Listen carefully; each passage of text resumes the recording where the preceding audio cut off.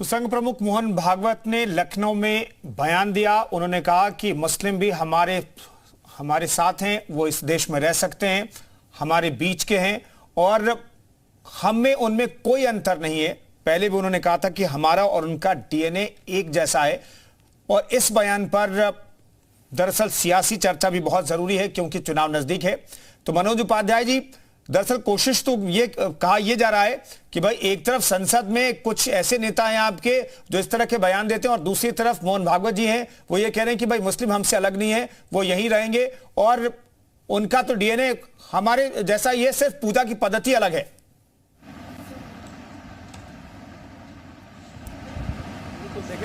सबसे पहली बात तो आपके लिए फिर हम बता दें, हमारे भी सभा के मित्र ने कहा कि भाई यहाँ पे भारतीय हैं सब लोग। तो हम इनसे पूछना चाहते हैं कि कुछ दिन पहले जब इंडिया डॉट गठबंधन वालों ने कहा था सनातन को हम यहाँ से मिटा देंगे, क्या सनातन भारतीय नहीं थे? क्या इनकी सरकार में अखिलेश यादव जी मुख्यमंत्री रहते हुए केराला में जब हिंदुओं का पलायन किया जा रहा तब आप बताइए क्या वो भारतीय नहीं थे? अगर यही सोच कम से कम भारतीय जनता पार्टी और हमारे जो है आरएसएस प्रमुख जी की सोच कम से कम ये है कि जो भारत में रह रहा है वो भारतीय है, हम सबके हैं। चाहे हमारे प्रधानमंत्री जी की जो भी योजना, हमने आपको इसके पहले गिनवाया, लगातार हम बता दें, कोई ये एक जगह ऐसी बता दें कि जहां हमने कहीं भी जाति और धर्म के नाम पे किसी का विकास और किसी की योजना में हमने भागीदारी करवाया हो। जिनकी तो मैं हजारों बताऊंगा, जनता जानती है इस बात से, जग जाहिर है कि इन लोगों का क्या कारनामे हैं। ये बता दें कि स्वामी प्रसाद मौर्य का जब सनातन के खिलाफ आया आवाज, तब इन्होंने क्या कहा? उनको महासचिव बनाने का काम किया था भारतीय जनता पार्टी में। अगर आपने कहा हाँ ठीक है, रमेश भिदुरी जी का बयान वहां आया, वो किस पर्पज में आया? जब प्रधानमंत्री जी को गाली वो जो है वो बोलने के लिए अब शब्दों का प्रयोग कर रहे हैं, संसद की जो मर्यादित शब्द हैं उसके साथ प्रधानमंत्री जी की तुलना उसमें आते हैं। उस शब्द को मैं आपके चैनल से नहीं कह रहा हूं, जनता इस बात को भी जानते हैं। तब रमेश भिदुरी जी का बयान इस बात से आया। फिर भी भारतीय जनता पार्टी के राष्ट्रीय अध्यक्ष ने प्रमोशन नहीं किया, उन्होंने पत्र जारी करके पूछा, कारण बताओ, नोटिस दिया कि आपने क्यों ऐसा कहा। आप ओम बिरला जी ने उस पर कार्रवाई करने के लिए वो किया, लेकिन अखिलेश यादव या ये इंडिया डॉट गठबंधन वाले, चाहे वो राहुल गांधी का बयान हो, चाहे वो अधीर रंजन चौधरी का बयान, इनके साथ खड़े होकर और देश के टुकड़े करने वाले गैंग के साथ जिंदाबाद का नारा लगाते हैं, उनके साथ अफजल का बरसी में मनाने का काम करते हैं। भारतीय जनता पार्टी से कंपटीशन करेंगे, मुकाबला करेंगे। भारतीय जनता पार्टी के लिए देश सबसे पहले जो है माना जाता है। भारतीय जनता पार्टी का चाहे कार्यकर्ता हो या माननीय प्रधानमंत्री जी तक की बात, सब देश के लिए काम करते हैं और देश के बारे में सोचते हैं। और 24 घंटे में 22 घंटे तक काम करने का काम अगर किसी ने किया है तो भारत के प्रधानमंत्री नरेंद्र मोदी जी ने किया। इस नाते देश आज भरोसा करिए। रह गई बात जो है विधानसभा में उनको हिस्सेदारी की, आप देखिए हमारे सारे योगी जी के मंत्रालय में एक मंत्री उनकी पक्ष को रखने के लिए हमेशा रहते हैं। और ऊपर से हमने एमएलसी बनाने का काम किया। क्या एमएलसी विधायक नहीं है इनकी निगाह में?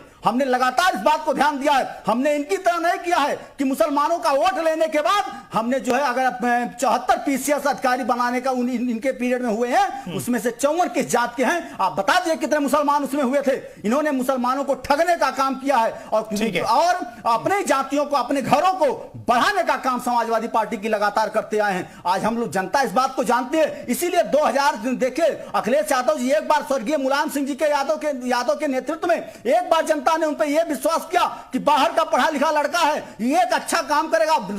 नौजवानों ने किया, इन्होंने नौजवानों के भी सपनों को तोड़ने का काम किया और मात्र अपने चंद लोगों के बीच में रह गए और अपनी जातियों के, अपने घरों को विकास करने का काम इन्होंने किया। एक जात के रूप में जब कोई सरकार कार्य करती है तो विकास नहीं करती है, वो देश को, प्रदेश को कई गुना पीछे ले जाने का काम ये इंडिया डॉट गठबंधन। अभिषेक राय जी कुछ कहना चाह रहे थे। अभिषेक राय जी, के प्रदेशों में सरकारें हैं, अभिषेक राय जी देखने का काम करिए। आप कुछ रिस्पॉन्ड करना चाह रहे हैं मनोज उपाध्याय जी का काम ये लोग जल्दी सर।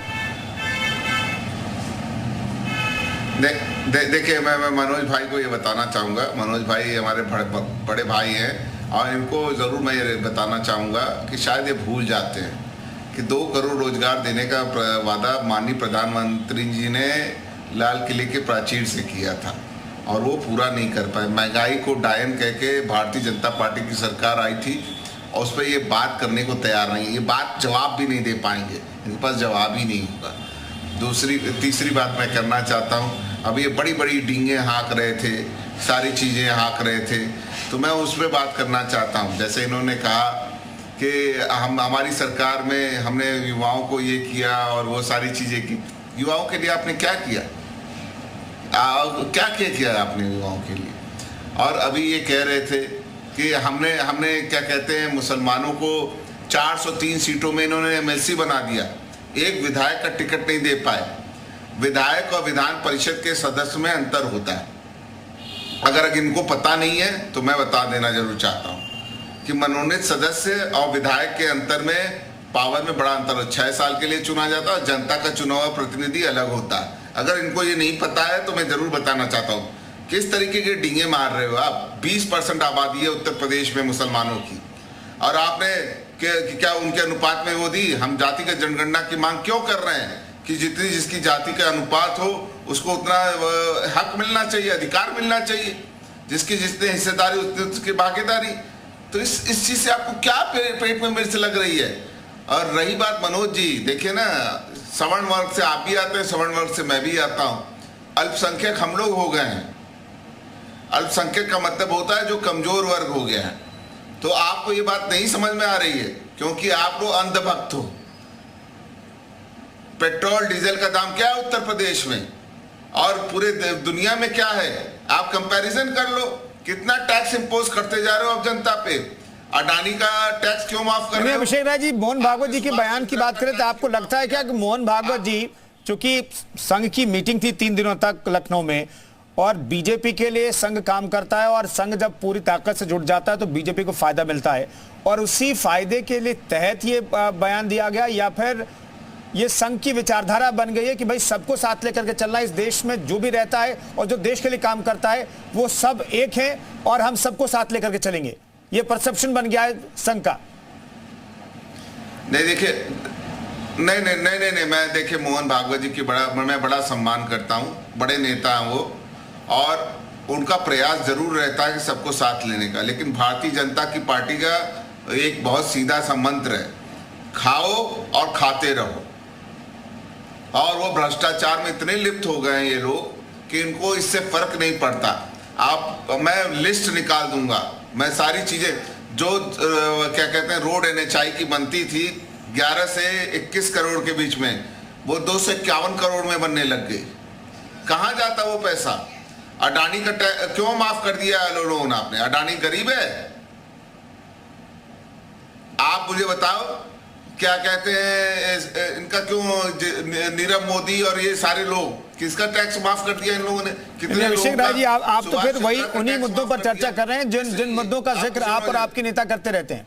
मैंने मोहन भागवत जी के बयान को लेकर के मैंने आपसे रिएक्शन मांगा, नहीं तो कुछ आप कहना चाहेंगे? अपनी पार्टी का नेता हूं ना। हाँ ठीक है, आप अपनी बात करेंगे। बिल्कुल, तो मैं रिएक्शन दे रहा हूं। मैं मोहन भागवत जी के बयान में मैं ये जानना चाहता हूं, आपको कोई पॉलिटिकल एंगल दिखाई देता क्या? कोई पॉलिटिकल मोटिव दिखाई देता है क्या चुनाव के मद्देनजर? देखिए, उनका पॉलिटिकल मोटिव हो या ना हो, चाहे जाने में चाहे अनजाने में, उन्होंने आज सच बात बोल दी कि जितना ये देश हमारा मेरा है, जितना मनोज उपाध्याय का है, उतना किसी मेरे मुसलमान भाई का, जितना विजय उपाध्याय का, जितना सौरभ मालदीव जी का है, उतना वो किसी मुसलमान भाई का भी है। ये हम सब का देश है और इस सब को हम लोगों ने मिलकर बनाया। देखिए, मैं तो एक डॉक्टर हूँ, मैं एक चीज पूछना चाहता हूँ आप सबसे सवाल है, अगर मैं खून निकाल दूंगा, कोई हिंदू मुसलमान बता के दिखा दे, हम भारतीय हैं और भारतीय रहेंगे। हम तो जन्म से भारतीय हैं और हमारे भारत माता से हमेशा आस्था रही, और जितनी भी सरकारें आई हैं वो लगातार प्रोग्रेस करते चले जा रही, चाहे किसी की भी सरकार रही। ठीक है।